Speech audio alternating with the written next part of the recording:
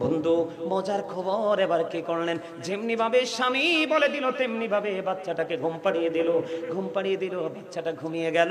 ওই বাচ্চার খাবারটা আজকের মেহমানকে খাওয়াইয়া দিল। রাত্র পার হয়ে গেল, সকাল যখন হলো, ওই আনসারী সাহাবী আমার নবীর দিকে ধীরে ধীরে হাঁটি হাঁটি পা পা করে বন্ধু এগিয়ে যায়। আমার নবীজি ওই আনসারী সাহাবীকে দেখে নবীজির পুরো নুরানি চেহারা মুবারকে বন্ধু মিষ্টি হাসি ফুটে উঠেছে।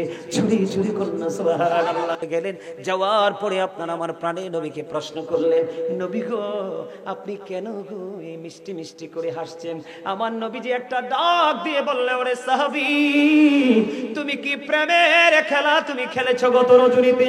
তোমার এই ছোট্ট বাচ্চার খাবার তুমি তোমার বাচ্চাকে না খাওয়াইয়া তোমার প্রাণের নবীর মেহমানকে তুমি আপ্যায়ন করেছো। যখন তুমি মেহমানের সাথে প্রেমময় আচরণ তুমি শুরু করে দিয়েছো, তখনই আমার আল্লাহ তোমার প্রতি সন্তুষ্ট হয়ে গেছে, খুশি হয়ে গেছে রে। এই খবর আমি নবী পেয়ে গেছি, এই জন্য তোমাকে দেখে মিষ্টি হেসে দিয়েছি। জোরে জোরে কন্যা সুবহানাল্লাহ, আর জোরে বলো ও বিষ্ণুপুরের মানুষ রে, মিষ্টি হাসি দিয়ে বলো সুবহানাল্লাহ। এখন খাওয়াবেননি মানুষকে, নাকি খাওয়াইতে দ্বিধা করবেন? আজকে যে আজকের মাহফিলের কমিটি মানুষের জন্য খাবারের আয়োজন করছে কিনা, তার কপাল বন্ধু এত প্রেমময় কপাল, তার নসিব এত খুশনসিব। আমার নবীজি বলে দিয়েছে, মুসা নবীর প্রশ্নের জবাবে আমার আল্লাহ 3টি উত্তর দিয়েছিলেন। আল্লাহ খুশি হইলে বাবা মার কোলে মেয়ে দেয়, এখন বাবা মার উপরে আল্লাহর গজব পড়ে মাইয়া হইলে। কথা কন না কেন, ঠিক না ব্যাঠি? 3টা কন্যা সন্তান যেই বাবার তার জন্য 3টা জান্নাত, 2টা কন্যা সন্তান যেই বাবার তার 2টা জান্নাত। হাদিসের রাবী বলেছেন, আমি আমার নবীকে একটা কন্যা নিয়ে প্রশ্ন করিনি, যদি করতাম আমার মনে হয় নবীজি বলতো একটা কন্যার পিতামাতারও জান্নাত। তবে বেয়াদব কন্যা সন্তান নয়, যারা নূরের আলোয় আলোকিত হয়ে বেড়ে উঠবে। ঠিক না বেঠে? আল্লাহ খুশি হইলে কি করে? কন্যা সন্তান দেয়। আল্লাহ খুশি হইলে পৃথিবীতে বৃষ্টি দেয়। আল্লাহ খুশি হইলে আপনার বাড়িতে মেহমান পাঠায়। মেহমান পাঠাইলে, মেহমান আসলে বন্ধু বেজার হইয়েন না, খুশি হয়ে আপ্যায়ন করবেন। এটা আমার নবীর একটা প্রেমময় সুন্নাহ। জোরে জোরে কন্যা সুবহানাল্লাহ। বাবা মার জন্য দোয়ার আয়োজন করে গরিব দুঃখীকে খাওয়াবেননি? সবাই খাওয়াবেন। তৌফিক থাকলে আন, তৌফিক না থাকলে দরকার নাই। কোরআন খতম পড়াবেন, মিলাদ পড়াবেন, মাহফিল করাবেন, বাবা মার জন্য দান সদকা করবেন। আটলান্টিক মহাসাগরে পড়ে একটা মানুষ যেমনি সাহায্য খোঁজে, কবরবাসীরাও ঠিক তেমনি কবরে এরকম সাহায্য খুঁজতেছে। যখন বন্ধু তার আপন স্বজন কোনো হাদিয়া উপটোকন পাঠায়, এটা পাহাড়ের এনে বড় করে ওই আপন স্বজনের কবরে আল্লাহ পৌঁছে দেয়। জোরে জোরে কন্যা সুবহানাল্লাহ। তাহলে মা বাবাকে মরার পরেও ভালোবাসা যায়, আপন করে নেওয়া যায়। বন্ধু আমার দিকে তাকান। এই রে, তুমি হাসলা কেন? তোমার হাসির কারণটা কি একটু বলো? আরে আমারে তোমার পছন্দ না হইতে পারে, কথাগুলো কি আমার কথা? তো কোরআন এবং হাদিসে। তোমার এখানে বসেও হাসি আসে? ছি ছি ছি ছি ছি, আফসোস। অবাক লাগলো। এর হাসির মধ্যে কোনো ধরনের কোনো জড়তা ছিল না, একদম ক্লিয়ার। আমার দিকে তাকান বন্ধু। আমি একটা এক্সাম্পল দেই। বনি ইসরাইলের বুখারী এবং মুসলিম শরীফের হাদিস, অনেক লম্বা হাদিস। শুধু মা বাবার সাথে যুক্ত যেই জায়গাটা আপনাদের সামনে তুলে ধরি। মা বাবার ভালোবাসা সন্তানকে কতটা আল্লাহর রহমতের ছায়া তলে জায়গা করে দেয় বন্ধু।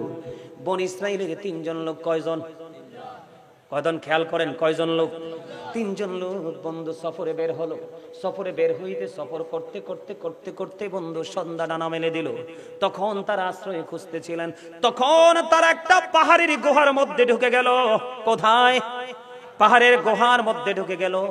পাহাড়ের মধ্যে ঢোকার পরে এবার বন্ধু সিহাসিত্তার অন্যতম গ্রন্থ বুখারী শরীফের মধ্যে এসছে হাদিস খানা। বন্ধু আমি এতটা মুগ্ধ হয়েছি, এতটা প্রেমে পড়েছি, বিশ্বাস করবেন ও বন্ধু বলে বোঝাতে পারবো না।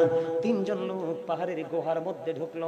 ঢোকার পরে হঠাৎ করে তারা দেখতে পাইলেন, ভিতরে ঢোকার পরে এত বিশাল পাহাড় বন্ধু, বিশাল পাথর এই ধসে পড়লো পাহাড়ের উপর থেকে। ধসে পড়ে ওই তারা যেই দরজাটা দিয়ে ঢুকছে, এই দরজাটা বন্ধ হয়ে গেছে। এবার তারা চাইয়া দেখলেন এই যে পাহাড়ের গুহার মধ্যে আমরা ঢুকে গেলাম, বিপদে পড়ে গেলাম, এটা আল্লাহ ছাড়া পৃথিবীর কেউ তো জানে না, এখন আমরা কি করব? এটা হাদিস শরীফের মধ্যে এসেছে, সারা পৃথিবীর মানুষ যদি চেষ্টা করে ওই পাথরটা বন্ধু ওই দরজা থেকে সরানো সম্ভব নয়, যদি মালিক যদি দয়া না করে। এত ভয়ঙ্কর এক পাথর দরজা রাস্তাটা বন্ধ করে দিল। তারা চিন্তা করতেছেন, চিন্তা করতে করতে বন্ধু তারা বেহাল হয়ে গেল, কি করব এখন, কি করব? এবার কি করলেন? তিনজন মিলে চিন্তা করলেন, তিনজন মিলেমিশে চিন্তা করলেন যে আমাদের পার্সোনাল কিছু আমল আছে। কি আছে? পার্সোনাল কিছু আমল আছে আমার। তিনজনের কি আছে? পার্সোনাল স্পেশাল কিছু আমল আছে। তিনজনে মিলে পরামর্শ করলেন, আল্লাহর কাছে আমাদের নিজ নিজ আমল দিয়ে আল্লাহর কাছে আজকে দরখাস্ত করব। কি করব? দরখাস্ত করব, আমার আল্লাহ এই দরখাস্তের উসিলায়, আমলের উসিলায় আমাদেরকে কি করবে? বিপদ থেকে বাঁচাবে। তিনজন মিলে পরামর্শ করলেন। এর মধ্যে প্রথম জন হলো মা বাবার পাগল সন্তান। সুবহানাল্লাহ। প্রথম সন্তান কি? বাবা মার পাগল সন্তান। তিনজন মিলে বন্ধু তারা চিন্তা করে তিনজনের জীবনের তিনটা গুরুত্বপূর্ণ আমল তারা খুঁজে বের করলেন। এর মধ্যে প্রথম যিনি, ওনার জীবনের বন্ধু একটা আমল হলো মা বাবার প্রতি গুরুত্বপূর্ণ এক প্রেমের নিদর্শন। নিদর্শনটা হলো কেমন জানেননি? যেই তিনজনের মধ্যে আজকে একজন বন্ধু পাহাড়ের গুহার মধ্যে ঢুকে বিপদে পড়ে আছে, এই সন্তানটা মা বাবার পাগল। সেই ছিল একটা কাঠুরিয়া। কি? সে ছিল একজন কাঠুরিয়া। সকাল যখন হতো বন্ধু দা অথবা কুড়াল নিয়ে তিনি জঙ্গলে যেতেন, কাঠ কেটে বন্ধু এনে তিনি বিক্রি করে তার জীবিকা উপার্জন করতেন। বন্ধু ওনার ঘরে দুধ দোহনের প্রাণী ছিল। আমাদের ঘরে ছাগল থাকে না, গাভী থাকে না, এইরকম বন্ধু দুধের প্রাণী।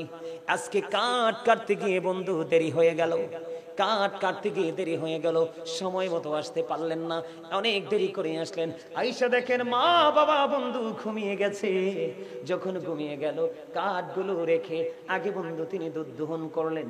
দুধ দোহন করার পরে যখন তিনি ঘরে গেলেন, ঘরে যাওয়ার পরে যাইয়া দেখলেন এখনো বাবা মার ঘুম ভাঙে না, বাবা মা ঘুমিয়ে আছে। দুধ যখন দোহন করলেন, আপনারা বলেন একটা ছেলে লাকড়ি কেটে এসেছে, কত কষ্ট না লাকড়ি কাটা? লাকড়ি কাটা, এটাকে আলাদা করা বন্ধু অনেক কষ্টের কাজ। সন্তান কত মা বাবার পাগল, নিজের কষ্টটাকে পুরো কুরবানি করে দিল, পুরো কষ্টটাকে কুরবানি করে দিয়ে বন্ধু এবার কি করলেন? পুরো কষ্টটাকে কুরবানি করে দিয়ে দুধটা দহন করলেন। দুধের পাত্রটা হাতে নিয়ে বন্ধু দাঁড়িয়ে গেলেন। হাদিস শরীফের মধ্যে এসেছেন তার ওরসের সন্তান। সন্তান বাবাকে ডাকে, বাবা বাবা গো, দাদু দাদা ঘুমিয়ে আছে গো, আমাকে একটুখানি দুধ দাও না, আমি দুধ পান করব। কেমন সন্তান! ওই সন্তান একটা ডাক দিয়ে বলল, বাবা বাবা গো, যতক্ষণ পর্যন্ত আমি আমার মা এবং বাবাকে দুধ খাওয়াতে না পারবো, আমি কাউকে পাতিল থেকে দুধ দিব না। জোরে জোরে কন্যা সুবহানাল্লাহ।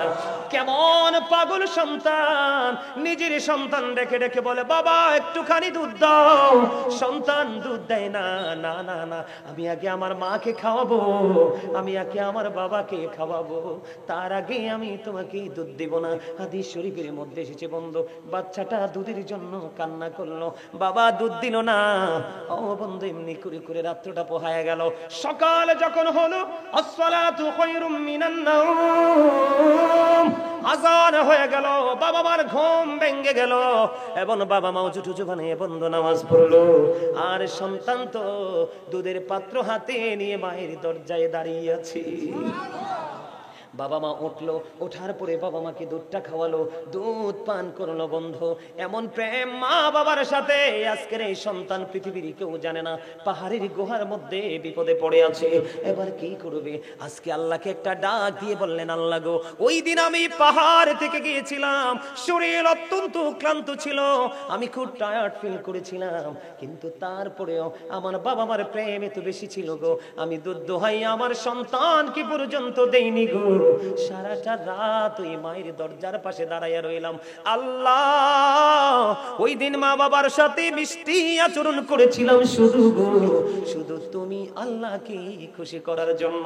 ওই দিন বাবা মার সাথে যেই আচরণ করেছি, যে ব্যবহারটুকু করেছি, ওই ব্যবহার যদি তোমার কাছে ভালো লেগে থাকে, তাহলে আজকে ওই বিপদ থেকে তুমি আমাকে উদ্ধার করো। ওয়াল্লাহি ওয়াল্লাহি, আল্লাহর কসম করে বলছি বন্ধু, এই হাদিসটা আমি কতবার পড়েছি এটা আমি সংখ্যা গণনা করে বলতে পারবো না। যতই দেখি, যতই পড়ি, ততই যেন প্রেমে পড়ে যাই। কত নিয়ামত আমার ঘরে, আমার আঙিনায় হাঁটাহাঁটি করে রে, আমরা এই নিয়ামতটুকু চিনতে পারি না। এটা কত বড় দুঃখজনক বন্ধু। আজকে সন্তান ওই পাহাড় থেকে দোয়া করতেছে, দোয়া করতে করতে করতে করতে এবার বন্ধু আল্লাহর কাছে যখন দোয়া করো শেষ হয়ে গেল, এবার চাইয়া দেখে রে দরজা থেকে পাথরটা আল্লাহর কুদরতে একটু সরে গেছে। জোরে জোরে সুবহানাল্লাহ। বন্ধু যদি ওই দুটো বলতে চাই অনেক সময় লাগবে রে। পরে যে দুইজন তাদের জীবন ওই দুইটা অত্যন্ত গুরুত্বপূর্ণ। ওই দিকে যাব না, কারণ মেহমানদেরকে বিদায় দিতে হবে। তারা বসতে চাইলেই কিন্তু বসিয়ে রাখা যায় না। তাদেরকে বিদায় দিব, আলোচনাটা এই বিষয়টাই টপিকটা আমি শেষ করে দেই বন্ধু। এরপর ওনাদের পরিচয় করিয়ে বিদায় দিব। আমার দিকে তাকান, ঠিক আছে? আমার দিকে তাকান। ওয়াজ আপনাদের কাছে ভালো লাগে? ভালো লাগতেছে? আলহামদুলিল্লাহ বলেন। দেখছেন দেখছেন, ওনারাও প্রেমে পড়ে গেছে। বাবা মার প্রেম এত মধুর। আরে তারা না থাকলে তো আপনাকে আমাকে কিচ্ছু দিয়ে না যাক। এই যে আপনার আমার এই দেহটা, এটা কিন্তু তারা কি করে দিয়ে গেছে। অসুখ হইলে মা ওষুধ খায় নাই, সন্তান অসুখ হইলে আগে তারে খাওয়াইছে। কথা কন না কেন? গরিবের ঘর আছে না, পেটের খিদায় মা পেটে পাথর বেঁধেছে, কিন্তু সন্তান কি উপাস? কত কত কত বড় লোকের দরজায় গিয়ে অপমানিত হয়েছে, লাঞ্ছিত হয়েছে, তারপরেও সন্তানের প্রতি বিরক্ত। ঠিক না? ঠিক রে, বাস্তব কথা কিনা বলেন? সেই মা বাবাকে কষ্ট দেওয়া যায়? আরো ওই দুইজন যখন বন্ধু তাদের নিজস্ব কর্মকে প্রেজেন্ট করে যখন আল্লাহর কাছে ওসিলা দিয়ে দোয়া চাইলেন, ওই পাথরটা একটু একটু করে সরে যায়, তারা বিপদ মুক্ত হয়ে যায়। জুড়ে জুড়ে কন্যা সুবহানাল্লাহ। এবার আসলে বন্ধু আর দুইটো জায়গা আপনাদেরকে নিয়ে একটু বিচরণ করব, কারণ আমার আরো দুইটো বিষয় বাকি আছে, একটু একটু করে আলোচনা করব। বন্ধুরে আমার, মূসা নবী একদিন আল্লাহকে প্রশ্ন করলেন। মূসা কালিমুল্লাহর নাম আপনারা শুনেছেন তো? 1,24,000 নবী রাসূল আল্লাহ কি করেছেন? পাঠিয়েছেন। এর মধ্যে 8 জনকে আল্লাহ স্বর্গীয় উপাধি দিয়েছেন। এর মধ্যে একজন হলো মূসা কালিমুল্লাহ। মূসা স্পোক টু আল্লাহ। মূসা আল্লাহর সাথে কথা বলেছেন। মূসা এমন একজন আল্লাহর নবী। মূসা কালিমুল্লাহ একদিন আল্লাহ রাব্বুল আলামিনকে ডেকে বললেন, আল্লাহ, আমি মূসার সাথে জান্নাতে বন্ধু হয়ে কে যাবে গো? আমার আল্লাহ মূসা কালিমুল্লাহকে জানিয়ে দিলেন, তোমার সাথে জান্নাতে বন্ধু হয়ে যাবে আলী বিন মুআফিক। আল্লাহ গো, সে কোথায় গো? কয় বলকে চলে যাও। এবার মূসা নবী ওই খবর পেয়ে বলকে চলে গেলেন। বলকে যাইয়া দেখলেন আলী বিন মুআফিক বন্ধু এত বিশ্রী, এত কুশ্রী, এত কালো। মূসা কালিমুল্লাহ দেখে আশ্চর্য হয়ে গেলেন। এত বিশ্রী চেহারার মানুষ, এত কালো চেহারার মানুষ, কেমন করে আমি মূসার সাথে বন্ধু হয়ে জান্নাতে যাবে? আপনারা সবাই একটু সামনে আসেন না। ওই যে দেখেন, তারা অনেকক্ষণ দাঁড়ায় রয়েছে কষ্ট করে। আমি আগে আপনাদেরকে বলছিলাম, এই তুমি আসো এখানে, বাবু আসো, তোমার সামনে খালি জায়গা, আসো। ভাই আপনারা দয়া করে সামনে আসেন। নবীজির সুন্নাত হলো আপনি বসবেন, আপনার সামনে আশেপাশে জায়গা থাকলে আপনার ভাইকেও বসতে দিবেন। সবাই আসেন। এই যে ভাইয়ের আপনারা সবাই আসেন না দয়া করে। এই যে ওই মানুষগুলো এই অনেকক্ষণ ধরে দাঁড়িয়ে আছে, সবাই আসেন। আসেন না সবাই? সবাই আসেন, সবাই আসেন। আরে ভাই, ওনাদেরকে বসতে দেন না, আসেন সবাই আসেন। আরো জোরে বসেন। ইয়া রাসূলুল্লাহ, ইয়া হাবিবাল্লাহ, ইয়া রাসূলুল্লাহ, ইয়া হাবিবাল্লাহ। আমার মনের নিদান কালে আসিও নবী গো, আমার শিওরে দেখিব আপনাকে আপন নজরে। ইয়া রাসূলুল্লাহ, ইয়া হাবিবাল্লাহ, ইয়া রাসূলুল্লাহ।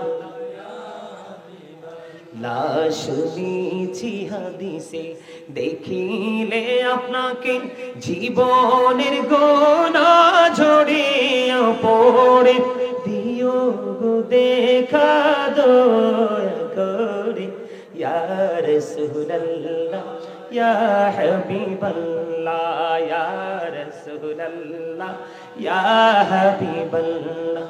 মুনকার নাকির আসিয়া সওয়াল করবে রে বসাইয়া নিবেন পর্দা দয়াল নবী উঠাইয়া সালাম জানাবো কদম সুইয়া ইয়া রাসূলুল্লাহ ইয়া হাবিবাল্লাহ ইয়া রাসূলুল্লাহ الصلاة والسلام عليك يا رسول الله জোরে জোরে কোন আলহামদুলিল্লাহ। অল্প সময়ের মধ্যে এই বিষয়টা আমি ক্লোজ করে নিচ্ছি। আমার দিকে তাকান, মূসা নবী গিয়ে আশ্চর্য হয়ে গেলেন।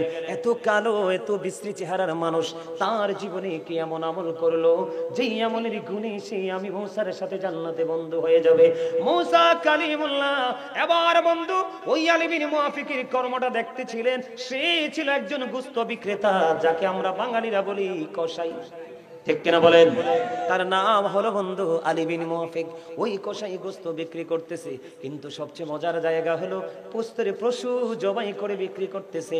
কিন্তু সবচেয়ে গুরুত্বপূর্ণ যে জায়গাটা, এটা প্যাকেট করে বন্ধু একটা সাইডে রেখে দিয়েছে। চুরি চুরি কন্যা সুবহানাল্লাহ রেখে দিয়েছে। এবার ওই কসাই গোশত বিক্রি করলো। গোশত বিক্রি করা যখন শেষ হয়ে গেল, এবার বন্ধু ওই আলী বিন মুআফিক তার বাড়ির দিকে রওনা হলো। মূসা কালিমুল্লাহ তার সঙ্গে সঙ্গে বাড়ির দিকে রওনা হলো। যাইতে যাইতে যাইতে যাইতে মূসা নবী যাইয়া দেখলেন তার মা এত বৃদ্ধ, এত বড় বুড়া হয়েছে, হাঁটতে চলতে পারে না বন্ধু। একটা খাঁচার আরামদায়ক একটা খাঁচার মধ্যে বসাইয়া একটা উঁচু জায়গার মধ্যে রেখে এসেছে, যেন কোনো বিষাক্ত পোকামাকড় মাকে ধ্বংস করতে না পারে, ধ্বংসন করতে না পারে। বন্ধু এবারে গেলেন আলী বিন মুআফিক, সারাদিন গোশত বিক্রি করলেন। যাওয়ার পরে মাকে আরামদায়ক জায়গা থেকে নামালেন, পরিষ্কার পরিচ্ছন্ন করলেন। করার পরে বন্ধু নিজেই গোসল করেননি, ফ্রেশ হয়নি, আগেই চলে গেলেন বন্ধু মায়ের জন্য খাবার তৈরি করতে। মায়ের জন্য খাবার তৈরি করলেন। মূসা নবী দাঁড়িয়ে দাঁড়িয়ে আলী বিন মুআফিকের দৃশ্য দেখে এবার মাকে রুটি বানালেন, গোশত রান্না করলেন। দেখে দেখে বন্ধু সব কাজ সম্পূর্ণ হলো। এবার মূসার যেই সাথে বন্ধু হয়ে জান্নাতে যাবে, ওই আলী বিন মুআফিক গোসল করতে গেল। এবার বুড়িমার দিকে চাইয়া দেখে রে মা আল্লাহর দরবারে দুই হাত তুলে দোয়া করছে। মূসা কালিমুল্লাহ ডাক দিয়ে বললেন, ওগো বুড়িমা, বলেন না আপনি কে দোয়া করতেছেন? এবার ওই বুড়িমা প্রশ্ন করলো, কে গো আপনি? আপনাকে তো আমি চিনতে পারিনি। এবার ওই মূসা কালিমুল্লাহ ডাক দিয়ে বললেন, আমি গো তোমার নবী মূসা কালিমুল্লাহ। এবার বুড়িমা তো পাগল হয়ে গেল। আমার এই জীর্ণ শীর্ণ ভাঙ্গা কুটিরে মূসা কালিমুল্লাহ চলে আসলো। কেন গো, কেন গো? বুড়িমা, আমি কেন এসেছি সেটা আগে তুমি পড়ে জানো। তুমি বলো তুমি কি দোয়া করতেছো? এবার ওই বুড়িমা ডেকে ডেকে বলে, ওগো নবী, আমার সন্তান আমাকে এত বেশি ভালোবাসে, এত মায়া করে, এত আদর যত্ন করে গো, আমি পাগল হয়ে যাই আমার এই ছেলের ভালোবাসা দেখে গো। ওগো নবী, আমার নবী তো মূসা, আমি আল্লাহকে সব সময় বলি, আল্লাহ আমার ছেলেকে তুমি জান্নাতে দাও যদি গো, আমার ছেলেটাকে তুমি মূসার বন্ধু বানাইয়া জান্নাতে দিও। জুড়ে জুড়ে কন্যা সুবহানাল্লাহ। মূসা নবী ডেকে বলে, বুড়িমা, তোমার দোয়া আমার আল্লাহ কবুল করে নিয়েছি। আমি আল্লাহর কাছে জানতে চেয়েছি আমার সাথে কে রে জান্নাতে বন্ধু হয়ে যাবে। আমার আল্লাহ জানিয়ে দিয়েছে তোমার সন্তান আলী বিন মুআফিক। জুড়ে জুড়ে কন্যা সুবহানাল্লাহ। ছোট্ট করে আর একটা হাদিসের একটা অংশ বন্ধু, ওটাও অনেক লম্বা হাদিস, ছোট্ট একটা অংশ বলে এই বিষয়টাকে শেষ করে দিব। মেহমানদেরকে বিদায় দিব, কারণ তারা অনেক ব্যস্ত মানুষ, বিজি মানুষ, বসায় রাখা সম্ভব হয় না, উচিত হবে না বন্ধু। তারপরও যতটুকু সময় দিয়েছে আমি আলহামদুলিল্লাহ বলবো। আলহামদুলিল্লাহ বলেন। বন্ধুরে আমার, এই হাদিসটাও বুখারী শরীফের একটা অংশ, খেয়াল করেন। বাবা মার ওজন, বাবা মার মর্যাদা কত, তাদের জবান আল্লাহর কাছে কত পবিত্র, কত পছন্দের, বোঝানোর জন্য। এখন আমাদের দেশে অনেক মসজিদের ইমাম সাহেব, আলেম ওলামা বাবা মাকে কষ্ট দেয়, আছে না নাই? আছে না নাই? লাঠি দিয়া পর্যন্ত বাবার গায়ে আঘাত তোলে। এরকম ইমাম জানা থাকলে তার পিছনে কোনোদিন নামাজ পড়বেন না। কারণ সার্টিফিকেট থাকলে, শিক্ষাগত যোগ্যতা থাকলে শুধু ইমাম হওয়ার যোগ্যতা রাখে না। ইমাম হওয়ার জন্য তার গুড ক্যারেক্টার সম্পূর্ণ হতে হবে, উত্তম চরিত্রের অধিকারী হতে হবে। বন্ধু, তার ক্যারেক্টার যদি গুড না হয়, ভালো না হয়, কখনোই সে যতই শিক্ষিত হোক ইমাম হওয়ার যোগ্যতা রাখে, ঠিক কিনা বলে? একটা বন্ধু হাদিসের একটা অংশ, একজন আল্লাহওয়ালা পাগল যুবক ছিলেন, যার নাম ছিল হাদিস শরীফের মধ্যে এসেছে, যার নাম হলো হযরতে জুরাইজ। বুখারীতে এসেছে হাদিস খানা, খেয়াল করেন, অত্যন্ত গভীরভাবে খেয়াল করেন। এই ঘটনা বলে হাদিসটুকু অংশটুকু বলে শেষ করে দেব। বন্ধুরে আমার, আমরা যেমন আজকে একত্রিত হয়েছি, মসজিদে জামাত পড়তে একত্রিত হই, ওই হযরতে জুরাইজ কিন্তু এমন মানুষ ছিলেন না। উনি একজন সাধক টাইপের লোক ছিলেন। উনি একা একা আমল করতে বন্ধু মজা পাইতো। তখন তিনি লোকালয় থেকে অনেক দূরে তিনি একটা হুজরা বানালেন। কি বানালেন? লোকালয় থেকে তিনি একটা হুজরা বানালেন।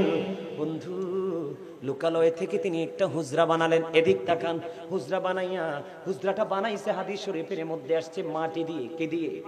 মাটি দিয়ে তিনি হুজরাটা বানালেন। হুজরাটা মাটি দিয়ে বানাইয়া, হুজরাটা মাটি দিয়ে বানাইয়া, ও বন্ধু, এটার মধ্যে তিনি সব সময় আমলে নিয়োজিত থাকে। আমরা তো টাইম টু টাইম করি, ঠিক কিনা?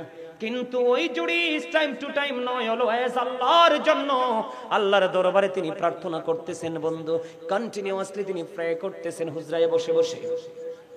একদিন তিনি নামাজরত অবস্থায়, গভীর খেয়াল, অত্যন্ত সেনসিটিভ একটা বিষয় বন্ধু, গভীর তিনি নামাজ পড়ে। নামাজের মতো বড় আমল আর কিছু আসেনি। এটা আপনি ফরজ বলেন, ওয়াজিব বলেন, সুন্নাত বলেন, নফল বলেন, নামাজের মাধ্যমে আল্লাহর কদমে আমরা কপাল লাগাই, এটার চেয়ে বড় জিকির আর কিছু হতে পারে না। জুরাইজ হুজরার মধ্যে নামাজরত অবস্থায়, এমন অবস্থায় বন্ধু, এমন নামাজরত অবস্থায় তিনি হুজরার মধ্যে, এমন সময় ওই জুরাইজের মা বাইরে থেকে ডাকে, মা, বাবা, বাবা জুরাইজ, আমি তোমার সাথে দেখা করতে এসেছি, আমি তোমার মা। জুরাইজ তো নামাজের নিয়ত বেঁধেছে, খেয়াল করেন। জুরাইজ নামাজে দাঁড়িয়ে দাঁড়িয়ে চিন্তা করে, জুরাইজ নামাজে দাঁড়িয়ে দাঁড়িয়ে চিন্তা করে, আল্লাহ, আমি কি নামাজ চালিয়ে যাব নাকি আমার মায়ের ডাকে সাড়া দিব? সর্বশেষে জুরাইজ চিন্তা করলেন, না না না, আমি আমার মায়ের ডাকে সাড়া দিব না, নামাজটাকে শেষ করে নেই। খেয়াল করেন, তিনি নামাজটা শেষ করে নিলেন। নামাজ শেষ করার পরে হুজরার বাইরে এসে দেখে মা নাই, মা চলে গেছে। জুরাইজ আর কিছু বললেন না, আবার তিনি হুজরার মধ্যে অবস্থান শুরু করলেন। হুজরার মধ্যে অবস্থান করতে করতে করতে করতে বন্ধু, আবার একদিন চলে গেল, রাত চলে গেল। পরের দিন আবার জুরাইজ এই হুজরার মধ্যে নামাজরত অবস্থায়, এমন সময় আবার পরের দিন মা আসলো। মা এসে ডেকে, বাবা, বাবা গো, ও বাবা জুরাইজ, তুমি কোথায় গো? আমি মা এসেছি, তোমাকে দেখবো। এবার বন্ধু, জুরাইজ আজকেও গত দিনের মতো নামাজ চালিয়ে গেল, কিন্তু কি করে না, মায়ের সাথে দেখা করলো না। মনে মনে চিন্তা করে, যেহেতু নামাজের নিয়তটা বেঁধে ফেলেছি, নামাজ শেষ করে আমি আমার মায়ের সাথে দেখা করব। 2 দিনই চলে গেল বন্ধু, একদিন 2 দিন চলে গেল। তৃতীয় দিন আবার বন্ধু আসলেন ওই জুরাইজ, জুরাইজের মা। আজকেও জুরাইজ নামাজরত অবস্থায়, কি নিয়তির কি পরিণতি দেখেন, নিয়তির কি খেলা। আজকেও জুরাইজ নামাজরত অবস্থায়, মা ডাকে বারবার জুরাইজ। আজকেও চিন্তা করলো নামাজ শেষ করে এসে মায়ের সাথে দেখা করব, কিন্তু আজকেও নামাজ শেষ করলো। নামাজ শেষ করে বাইরে এসে দেখে আজকেও মা নাই, আজকেও মা নাই। মা 1 দিন 2 দিন 3 দিন করে করে আসলো। 3 দিন বন্ধু এমন করে করে এসে 3 দিন যখন ছেলের সাথে দেখা হলো না, এবার যাওয়ার সময় বলে গেল, আল্লাহ, 1 দিন নয়, 2 দিন নয়, 3 দিন আমি আমার ছেলের সাথে দেখা করতে এসেছি, ওই ছেলেটার সাথে আমার দেখা হলো না, আমি কষ্ট পেয়েছি। কিন্তু ছেলে তো নামাজ পড়ে। খেয়াল করেন, ছেলে কি করে? 3 দিন আসলাম, ছেলেটা দেখা দিল না। তুমি আমার ওই ছেলেটাকে বেশ্যা মহিলার মুখ না দেখাইয়া মরণ দিও না। জোরে জোরে কন্যা নাউজুবিল্লাহ। মা কি দিল? অভিশাপ দিয়ে দিল। আসলে তো সন্তান মাকে বকাঝকা করে না, বুখারী শরীফের হাদিস, সন্দেহ করার কোনো সুযোগ নাই। এবার বন্ধু কি করলেন? মা অভিশাপ দিয়ে চলে গেলেন, বেশ্যা মহিলার মুখটা দেখাইয়া তারে মরণ দিও না। বন্ধু, ওই তৎকালীন সময়ে জুরাইজের জামানায় ওই এলাকায় বেশ্যা মহিলা বাস করত, যার কাজই ছিল বেগানা পুরুষের সাথে ফিজিক্যাল মেলামেশা। নাউজুবিল্লাহ। বন্ধুরে আমার, ওই যখন মা অভিশাপ দিল, হাদিস শরীফের মধ্যে এসেছে, ওই বেশ্যা মহিলার গর্ভে একটা সন্তান ছিল, বেশ্যা মহিলার পেটে বাচ্চা ছিল। বাচ্চাটা ধীরে ধীরে বন্ধু প্রসব করলো। প্রসব হওয়ার পরে মানুষ তাকে প্রশ্ন করলো, এই বাচ্চাটা তুমি কোথায় পেয়েছো? এবার ওই বেশ্যা মহিলা এতদিন বন্ধু আল্লাহওয়ালা জুরাইজকে নিয়ে তার কোনো ইন্টারেস্ট নাই, কিন্তু মা অভিশাপ দিতে দেরি। এবার ওই বেশ্যা মহিলা বলতেছেন, ওই বাচ্চাটা এনেছি আমি জুরিজ থেকে। জুড়ে জুড়ে কন্যা নাউজুবিল্লাহ। আসলে তো সরল মনা জুরিজ কিছুই জানে না। অভিশাপ কোনটা কাজে লাগছে? মায়ের অভিশাপ, ঠিক কিনা বলেন বন্ধুরি আমার? এবার দেখবেন চোর যদি চুরি করে কেউ কিছু বলে না, কিন্তু মসজিদে ইমাম সাহেব যদি পান থেকে চুন খসে দেখবেন তার পিঠের চামড়া থাকে না, চাকরি থাকে না, ঠিক কিনা বলেন? এটা বাস্তব কথা না বন্ধুরি আমার? এবার তৎকালীন সময়ে যখন মানুষ শুনলো জুরিজ ওই বেশ্যা মহিলার সাথে অবৈধ কাজ করেছে, ওই বেশ্যা মহিলার মাঝ পেটে সন্তান এসেছে, এবার কিছু উগ্রবাদী প্রত্যেকটা মহল্লায় আছে না নাই? যেটা করা দরকার নাই সেটাও করে, যেটা করার দরকার আছে সেটা করে না, আছে না নাই? তৎকালীন সময়ে বন্ধু কিছু উগ্রবাদী মানুষ জলদি চলে গেল, হুজুরে যে এই মাটির হুজরাটাকে ভেঙে ফেললো, তাকে কন্টিনিউয়াসলি বন্ধু প্রহার করতে শুরু করলো। মারতে মারতে মারতে মারতে প্রহার করতে করতে বন্ধু তাকে টেনে হেসড়ে তার হুজরা থেকে বের করলো। এবার জুরিজ বলল, তোমরা আমাকে এভাবে প্রহার করতেছো কেন? কেন গো আমাকে তোমরা প্রহার করতেছো? এই কথা বলার পরে এবার হযরতে জুরিজ যখন প্রশ্ন করলো, তখন ওই মানুষগুলো বলল, তোমাকে প্রহার করার কারণ হলো তুমি বেশ্যা মহিলার সাথে অবৈধ মেলামেশা করে তার গর্ভে সন্তান দিয়েছো। চুরি চুরি কন্যা নাউজুবিল্লাহ। এবার ওই আল্লাহওয়ালা বুজুর্গ সাধক ওই জুরিজ বলল, আমি ওই মহিলার সাথে কোনো মেলামেশা করিনি, ওই বাচ্চাটা কোথায় আমার কাছে নিয়ে আসো। খেয়াল করেন জুরিজের পাওয়ার কত আল্লাহর কাছে, আল্লাহর সাথে তার কত প্রেমের বন্ধন। ওই জুরিজ কনফিডেন্সলি বলল, তোমরা একটা কাজ করো, আমাকে একটা ঘটি পানি দাও, আমি একটু নামাজ পড়বো। একটা ঘটি পানি দিয়ে ওযু বানাইয়া তিনি নামাজে দাঁড়ালেন।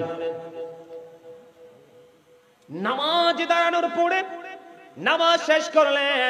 নামাজ শেষ করার পরে এবার দেখেন কত মজার খবর, নামাজ শেষ করার পরে এবার তিনি ডাকলেন, কোথায় ওই বেশ্যা মহিলার বাচ্চা, আমার কাছে নিয়ে এসো। এবার ওই বাচ্চাটাকে নিয়ে আসলো। আমি যে ওয়াজ করতেছি ভালো লাগছে বলেই কিন্তু সবাই আসছেন, ভালো না লাগলে কি বসতেন? সবাই চলে যেতেন। কিন্তু মানুষের মধ্যে একটা প্রশ্ন কন্টিনিউয়াসলি ঘুরপাক খাচ্ছে, এমন আল্লাহওয়ালা জুরিজ এমন নাপাক কাজ কোনোভাবে করতে পারে না। এটা করতে পারে না। আসলে বাস্তবতা কি দেখবো, মানুষ বন্ধু লোকে লোকারণ্য হয়ে গেল, মানুষগুলো সারি সারি ভাবে দাঁড়িয়ে গেল। ওই ছোট্ট বাচ্চাটাকে জুরিজের সামনে বন্ধু আনা হলো। দৃশ্য দেখার জন্য মানুষগুলো পাগল পাড়া হয়ে গেল। ওই ছোট্ট বাচ্চাটার পেটটার উপর জুরিজের ওই বরকতময় হাত রেখে ওই বাচ্চাটাকে ডাক দিয়ে বললেন, মাত্র এই কয়েকদিন হয়েছে বন্ধু বাচ্চাটা হয়েছে, একেবারেই ছোট্ট শিশু, কথা বলা তো একেবারে ইম্পসিবল, ঠিক কিনা বলেন? এখন বাচ্চাটার পেটটার উপর হাতটা রাখতে দেরি, পেটটার উপর বন্ধু হাতটা রাখতে দেরি রে। ও বন্ধু বাচ্চাটাকে হাতটা রেখে বলল, বাবু বলো না তোমার বাবা কে? ওই ছোট্ট বাচ্চা একটা ডাক দিয়ে বলল, ওই রাখাল আমার বাবা। আওয়াজ তোলে বলেন না সুবহানাল্লাহ। তাইলে জুরিজের পাওয়ার আছে না নাই? কথা বলেন, পাওয়ার আছে না নাই? জুরিজের পাওয়ার আছে না? এত পাওয়ার থাকার পরেও কিন্তু মা অভিশাপ দিতে দেরি লাগতে দেরি নেই। আপনাদেরকে বুঝাইতে চেয়েছি, বাবা মাকে শব্দ যেন করতে না পারে, এতটুকু আঘাত দেওয়া যাবে না। আমি কিন্তু এই ওনাকে একটু পরপর তাকাচ্ছি। এই যে আমাদের আজকের চিফ গেস্ট হিসাবে আপনি একজন, আপনাদের বাড়ি কোথায়? হ্যাঁ হ্যাঁ, আপনারা আমার চিনা চিনা লাগতেছে, খুব কাছের মানুষ মনে হচ্ছে। আচ্ছা আচ্ছা, আপনার বাড়িটা কোথায়? এই ইলাসপুরের পাশের গ্রামে আমার। আপনি ইয়ানা কি জানি বলে? হ্যাঁ, আমার বাড়ি হচ্ছে ভৈরবপুর, পাহাড়পুর ভৈরবপুর। আমি তো এই জন্য আপনারা খেয়াল করছেন যে আমি ওয়াজ করতেছি আর ওদিকে তাকাচ্ছি। আপনি যদি এত আগে চলে যাইতেন তাহলে কিন্তু আমি আপনাকে আইডেন্টিফাই করতে পারতাম না। আলহামদুলিল্লাহ, আরো জোরে বলেন না আলহামদুলিল্লাহ। মানে আমার একবারে কাছের মানুষ এসে, আমি কি দেখছেন আপনারা বারবার খালি ওদিকে তাকাইছি, আমি কিন্তু ওনার ফেসটাকে শুধু কি করেছি খেয়াল করেছি। আমার কাছে মনে হচ্ছে আমার খুব কাছের মানুষ। আলহামদুলিল্লাহ বলেন, আরো জোরে বলেন আলহামদুলিল্লাহ। আমার আলোচনাটা শেষ, এবার দয়া করে ওনাদেরকে আমি বসিয়ে রাখবো না, কারণ আমার আরো দুটো টপিকস আছে। এই দুটো টপিকস নিয়ে আজকে আলোচনা করতে হবে।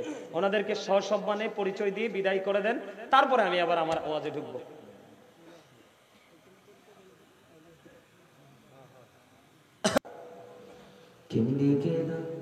ফাঁকি দিয়া মাগো আমায় ফিরে দিবা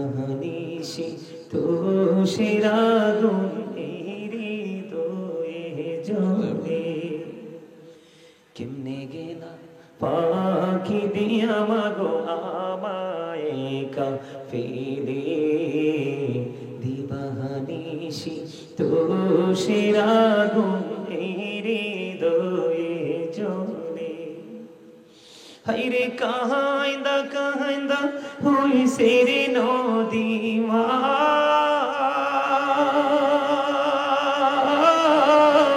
হাইরে কাহাইন্দা কাহাইন্দা হইছে রে নদী আমার নয়ন জলে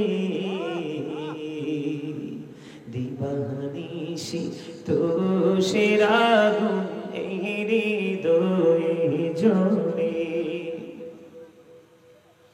আদর করে নেই গোকে আমায় কুলে তুলে কিছু বিনা দর করিয়া যায় যে আবার ভুলে আদর করে নেই গোকে আমায় কুলে তুলে কিছু দিনা দূর করিয়া যায় যে আবার ভুলে আমায় কে দিবে আর সান্ত্বনা গো মা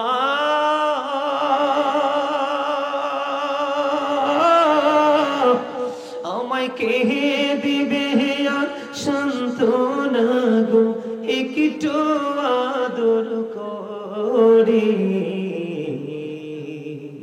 দিবানিশি তো সেরাগুন হৃদয়ে জ্বলে সংবেদনা ভইলা গো যাইতাম মায়ের আদর পেলে সেই মায়ামায় ছেড়ে গেছে চিরদিনের তরে বলে সংবেদনা ভইলা গো যাইতাম মায়ের আদর পেলে সেই মায়ামায় ছেড়ে গেছে চিরদিনের তরে আমায় নাম দড়িয়া ডাক দিয়া রে মা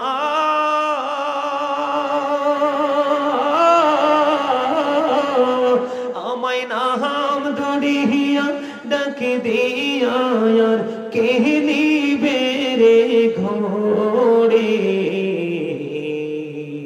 দিবানিশি তু সেরাগুন হৃদয়ে জ্বলে। মারহাবা। গজলটা আরো বড়, আরো যদি লম্বা করি তাহলে আমার আরো সময় লেগে যাবে, কিন্তু আমার ওয়াজ বাকি রয়েছে আরো। আমি কি ওয়াজ শেষ করব নাকি আরেকটু করব আলোচনা? মা বাবা নিয়ে যেটুকু করছি তো সারবো তো, চলবে না? যারা বোঝার কিন্তু বুঝে গেছে, যারা বুঝেছেন বুঝে গেছেন। তবে সর্বশেষে হাদিস থেকে একটু বুঝাইতে চেষ্টা করছি আপনাদেরকে যে বাবা মাকে কোনোভাবে কি করা যাবে না, কষ্ট দেওয়া যাবে না। এখন আমি কি করি কোন তো, ওরা যে দাঁড়ায় রয়েছে আমার কাছে তো খারাপ লাগতেছে। হ্যাঁ আপনারা ভাইয়েরা আমার, আপনাদেরকে আবারও বলছি, আপনারা অনেক লম্বা সময় তো আলোচনা শুনতেছেন, আমি খুব অল্প সময়ের মধ্যে শেষ করে দিব। আপনারা সবাইকে বিনীতভাবে অনুরোধ করছি, আপনাদের মাঝে মাঝে একটু একটু গ্যাপ আছে, একটু সামনের দিকে এসে বসেন না দয়া করে। এই যে ওরা কত মানুষ, ওরা দাঁড়ায় রয়েছে, সবাই আসেন সামনের দিকে, ওদেরকে একটু বসতে দেন। আচ্ছা ঠিক আছে, আপনারা কথা বললেন না। আমি একটা আলোচনা করবো এখন ছোট্ট করে। কি করে? এটা কি কোরআন শরীফ না? আমার দিকে তাকান, আপনারা একটু আমার দিকে খেয়াল করেন। হ্যাঁ, কথা বলবেন না দয়া করে। এতক্ষণ যেভাবে আদবের সাথে আলোচনা শুনেছেন ঠিক এইভাবে আলোচনা শুনবেন। একটু মহব্বত করে আদবের সাথে আমি একটু আলোচনা করব একটা বিষয় নিয়ে, কারণ ওই সমস্যাটাও আমাদের সমাজের মধ্যে অনেক বেশি দেখা যায়। কেন বলতেছি জানেননি? আমাদের এলাকায় এখন কিন্তু আমাদের প্রত্যেকটা, সারা বাংলাদেশের প্রত্যেকটা আনাচে কানাচে কোনো জায়গায় একটু মানুষগুলো ফাস্ট, আবার কোনো জায়গায় একটু স্লো, কিন্তু সমস্যাটা আছে, এটা কিন্তু সত্য। সেই সমস্যাটা হলো আপনার আমার দুনিয়ার নিজের পার্সোনাল সবকিছুই কিন্তু সহজভাবে চলে, একটা জায়গা চলে না, সেটা হলো মসজিদ। না ভুল বলছো? আমার ঠিকটা আপনারা ভালো করে বলেন না কেন? একটা জায়গা কিন্তু ভালো করে চলে না। মসজিদে ইমাম সাহেবকে হাদিয়া দিবে, খতিব সাহেবকে হাদিয়া দিবে, সবার ঘরে ঘরে কত 200, 100, 500 এরকম, ঠিক না? এই টাকাটা আমরা দিতে চাই না। এই টাকাটা যদি দিতে চাই না, আমরা কি জবাব দিব আল্লাহর কাছে ও পারে গিয়ে? এখন আপনি নিজেকে ইমানদার হিসাবে যদি আল্লাহর কাছে পরিচয় দিতে চান, তাহলে কিন্তু আল্লাহ যে সম্পদ আপনাকে দিয়েছে, যে দৌলত আপনাকে দিয়েছে, দৌলত থেকে আল্লাহ সন্তুষ্টির জন্য খরচ করতে হবে। এটা রাস্তায় হোক, আপনার জন উন্নয়নমূলক হোক, কোনো গরিব দুঃখীর জন্য হোক, কোনো সহি মাদ্রাসার জন্য হোক, মসজিদের জন্য হোক, মানে আল্লাহ সন্তুষ্টির জন্য আপনাকে কোনো না কোনো অপশন নিয়ে আপনাকে দান করতে হবে। এটা আপনার অনুযায়ী। আপনাকে কিন্তু কেউ প্রেসার দিবে না। কি দিবে না? আপনাকে কেউ প্রেসার ক্রিয়েট করবে না। এই যে জায়গাটা বোঝানোর জন্য দেখেন সূরা বাকারাতে আল্লাহ রাব্বুল আলামিন বলেছেন, আল্লাযীনা ইউমিনুনা বিল গায়বি ওয়া ইউকিমুনাস সালাতা ওয়া মিম্মা রাযাকনাহুম ইউনফিকুন। আল্লাহু আকবার। আল্লাহ রাব্বুল আলামিন বলতেছেন, বন্ধু সাবধানী ওরাই। কারা সাবধানী? যারা অদৃশ্য বিশ্বাস করে, সালাত কায়েম করে, ওমিম্মা রাযাকনাহুম ইউনফিকুন। আল্লাহ রাব্বুল আলামিন যে সম্পদ দিয়েছে, দৌলত দিয়েছে, মাল দিয়েছে, তা থেকে যারা দান করে, তার মানে আপনি ইমানদার পরিপূর্ণ তখনই হবেন যখন আপনি আল্লাহর সন্তুষ্টির জন্য যে কোনো জায়গা আপনার অনুযায়ী আপনি দান করবেন। বলে হুজুর কেমন করে দানটা করব? হাদিস শরীফের মধ্যে এসেছে, আমার দিকে তাকান। ছোট্ট করে বলছি, বেশি লম্বা করব না, কারণ অনেক রাত হয়ে গেছে। বন্ধুরে আমার, আপনার আমার প্রাণের নবী একজন অসুস্থ সাহাবীকে দেখতে গেলেন। খেয়াল করেন, অসুস্থ সাহাবীকে যখন দেখতে গেলেন, ওই সাহাবী নবীজিকে ডাক দিয়ে বললেন, নবী গো, ও প্রাণের নবী, আমি আমার সব সম্পত্তি দান করে দিব। নবীজি ডাক দিয়ে বললেন, না না না, সব দান করা যাবে না। এবার বললেন, ইয়া রাসূলুল্লাহ, তাহলে আমি অর্ধেক দান করে দিব। আমার নবীজি বললেন, না না, অর্ধেকও দান করা যাবে না। এবার তিনি বললেন, ইয়া রাসূলুল্লাহ, তাহলে 1/3 আমি দান করব, তার মানে 3 ভাগের 1 অংশ আমি দান করে দিব। নবীজি বললেন, হ্যাঁ, এটা তুমি করতে পারো। এবার আপনার মনের মধ্যে প্রশ্ন আসতে পারে, বলে হুজুর, সবগুলোর ক্ষেত্রে নবীজি না করলেন, অর্ধেক খরচ করার ক্ষেত্রে নবীজি না করলেন, 1/3 বেলায় নবীজি কি করলেন? রাজি হলেন। তার মানেটা কি? তার মানে হলো, আপনি সব যদি দান করে চলে যান, আপনার পরবর্তী জেনারেশন ভিক্ষুক হয়ে যাবে, মিসকিন হয়ে যাবে, অন্যথায় ফকির হয়ে যাবে। আপনি চলে যাওয়ার পরে যেন আপনার সন্তান যেন কারো কাছে হাত পাততে না হয়ে, ভিক্ষা করতে না হয়, এই জন্য আপনি আপনার সন্তানের জন্য রেখে যান এবং আপনার সম্পদ হিসাবে আপনি দান করে যান। হাদিস তাকান, আব্দুল্লাহ ইবনে মাসউদ রাদিয়াল্লাহু তাআলা আনহু থেকে হাদিস কানা বর্ণিত। আপনার আমার প্রাণের নবী, দু জাহানের বাদশা নবী সাহাবায়ে কেরামদেরকে প্রশ্ন করলেন, তোমাদের মধ্যে এমন কি কেউ আছো যে নিজের সম্পদের চাইতে অন্যের সম্পদ, ওয়ারিসের সম্পদ পছন্দ করো? এখন সাহাবায়ে কেরাম বললেন, ইয়া রাসূলুল্লাহ, ইয়া হাবিবাল্লাহ, নবী গো, না না না, আমাদের মধ্যে এমন কেউ নাই যে নিজের সম্পদের চাইতে ওয়ারিসের সম্পদ বেশি পছন্দ করে। এবার আপনার আমার প্রাণের নবী আবার পুনরায় বললেন, নিজের সম্পদ কোনটা, ওয়ারিসের সম্পদ কোনটা তোমরা বুঝি না। আমি আপনাদেরকে বুঝাই, আপনি ইন্তেকালের পরে, আপনি মরার পরে পৃথিবীতে যা রেখে যাবেন, এই সবগুলো হলো আপনার ওয়ারিসের সম্পদ। আর মৃত্যুবরণ করার আগে আল্লাহর সন্তুষ্টির জন্য যেই খাতে দান করে যাবেন, এগুলো সব হলো আপনার সম্পদ। জোরে কন্যা সুবহানাল্লাহ। মজার জিনিস না? কি আপনি ওয়ারিসের জন্য রেখে যান, আপনি আপনার জন্য পাঠান। কথা বুঝতে পারছেন? আজকে মাহফিলে যারা আজকে মাহফিল করছে, তারা মূলত পৃথিবীতে যে সম্পদ থাকবে, এটি তার আপন স্বজনরা ভোগ করবে। এ চাইলে দান করতেও পারে, নাও করতে পারে। আর এখনকার যুগে তো যেই আপনার নমুনা বের হয়েছে, আপনি মনে রাখবেন, আপনার পরবর্তী প্রজন্ম আপনার কবরের কাছে যাবে না, কারণ কাঠমোল্লার সংখ্যা বেশি বেড়ে গেছে। কথা কয় না কেন? ভুল বলেছি? অনেক কোরআন হাদিস থেকে আপনার কি দলিল থাকার পরেও সাধারণ মানুষকে বেদাত বলে বলে বলে বলে আমল থেকে দূরে সরায়। ঠিক কিনা বলেন?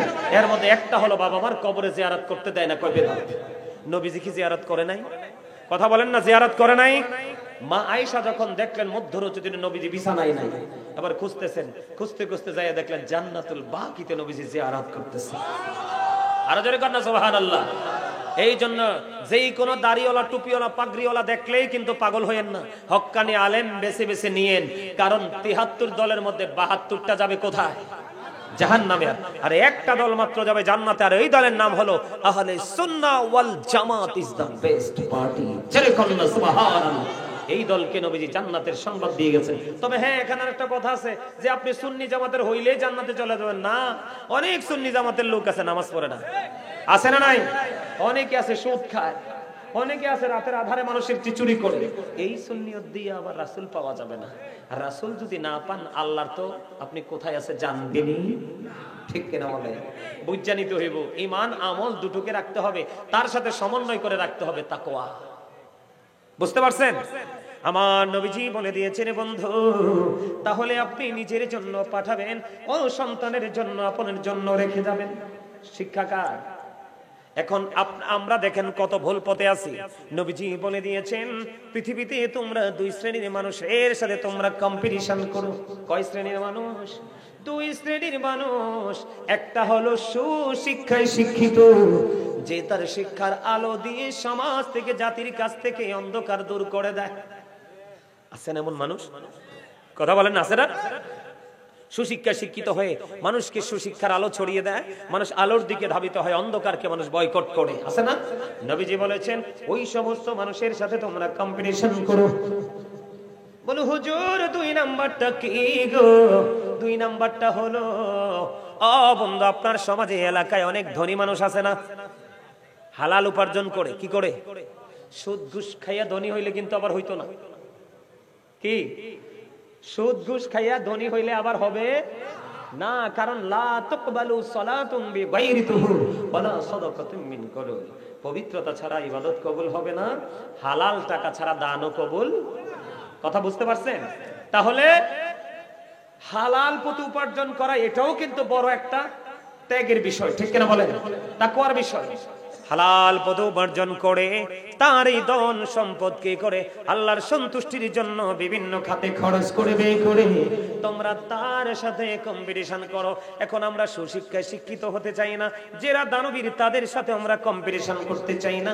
আমাদের কম্পিটিশন হলো একজনের ছেলে চলে গেছে ইটালি, আমারটা যাবে লন্ডন, আরেকজনেরটা চলে গেছে লন্ডন যুক্তরাজ্যে, আমারটা যাবে আমেরিকা যুক্তরাষ্ট্রে। কথা কয় না কেন? আমাদের কম্পিটিশন হইল এমন, একজন যদি বিট পাকা করে 3 সেট বিল্ডিং করে, আরেকজনে কয় আমার 4 পাশে পাকা ওয়াল করে আমি বিল্ডিং করব। আরেকজনে বলে তুমি পাকা ওয়াল করেছো, উপরে তো টিন দিয়েছো, কিন্তু আমি করব ছাদ দিয়ে। ঠিক না ভাই? এই রকম কম্পিটিশন আমাদের মধ্যে আছে, কিন্তু সঠিক কম্পিটিশন আমাদের মধ্যে নাই। কথা বলেন না কেন? আর জোরে এরকম না বিষয়টা? কেন দান করবেন নি? আল্লাহর কথা নবীজির কথা মিলছিনি? আল্লাহ কইতেছে দান করো, তাইলে তুমি পাক্কা ইমানদার। আর তুমি শক্ত হইয়া কৃপণ হইয়া যদি থাকো, তাইলে কিন্তু তুমি ইমানদার হতে পারলা না। ঠিক কিনা বলেন? আপনি যদি 2 হাত ভরে সামর্থ্য থাকে দান করেন, আপনার যখন প্রয়োজন হবে আল্লাহর কাছে চাইতে দিলে আল্লাহ আপনাকে ওইভাবেই দিবে।